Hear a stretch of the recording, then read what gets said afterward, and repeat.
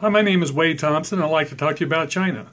An article ran recently that talked about how the Chinese invasion of U.S. real estate is only expanding. They aren't buying just condos in Manhattan or McMansions in Silicon Valley. They're buying properties and new developments in places like Plano, Texas, just north of Dallas. In the market for homes over $1 million, the Chinese make up 1 out of every 14 buyers. And that's huge. In the top tier markets in San Francisco, Orange County, or Manhattan, they can make up 1 out of every 2. In 2015, they paid an average of $830,000 for an American home for a total of $28.6 billion. That's more than double their level just 2 years ago. The average U.S. buyer spent only about $250,000. So as you can imagine, a lot of Americans in these cities aren't too happy. With that kind of buying power, they're jacking up costs across the board. And it makes it harder for first-time home buyers to get started in purchasing a home. But it gets worse. 69% of their purchases are for all cash. Local buyers can't do that. They have to apply for a mortgage. So they're irritated because so many Chinese can close a deal in a weekend. But why are the Chinese trying to get out of town in the first place? Many people believe that China's economy is a time bomb. So they're trying to get their money out, especially before the government starts taking it. Others want to get their kids into American high schools or colleges to give them a world-class education, and some are just escaping the growing smog. There's also the fact that since 2009, U.S. real estate has become only more attractive as Chinese property got more expensive. So this trend of the Chinese buying over here has just accelerated. And it shows in the exodus of money coming out of China. It started to heat up between 2012 and 2013, and going into 2015, it went berserk.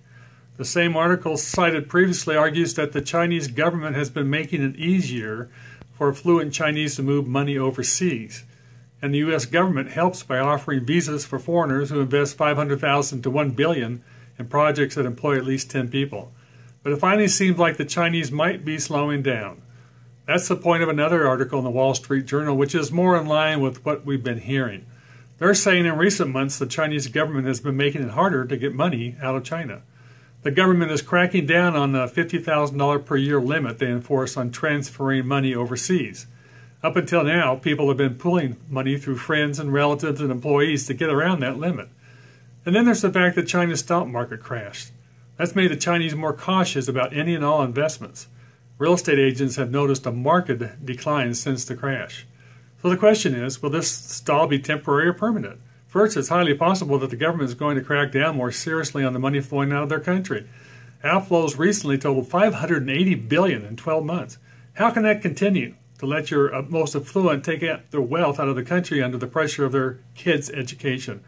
But more importantly, I think another shock is coming to China's stock bubble burst, and that will create more uncertainty among the affluent. They can't be feeling too secure about their financial assets, and some are already getting less comfortable with speculation. Forecast? Look for another stock crash in China starting somewhere in the late first quarter of 2016, and then an acceleration of the real estate downturn in China that has already begun. This happened with the Japanese in the mid-1990s. When such a crash and implosion of wealth happens where it really matters, real estate, it causes global speculation to come to a screeching halt. And that means curtains for many of the cities around the world that have been seeing great price increases, even Plano, Texas. Well, those are my thoughts. What are yours? Call, email, or text me and let me know what you think. I'm Wade Thompson, and remember, be remarkable.